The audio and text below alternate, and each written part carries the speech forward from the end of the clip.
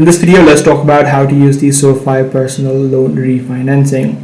To use the refinancing feature to consolidate your debt or lower your interest rate, you'll need to check your pre-qualified rates and then select your loan term and then simply complete a digital verification process. So firstly, in order to check your rates, you simply need to search for SoFi personal loan and head over to the first link, or you can also do it within the application if you already have the app downloaded. And right here within the platform, you have the option which says view your rates. You can simply head over to it and then fill in the form that is shown. So this form filling is important. It will show you the boxes such as your full name, your employment details, as well as your income details. So fill in every information that is required and then review the offers that is provided to you. Once that step is complete, you simply need to choose your loan term, which could be anywhere from 2 to 7 years, and then simply pick your rate type and then enroll on the auto pay as well. Once everything is complete, in the next step, you just need to verify your documents and disburse your funds.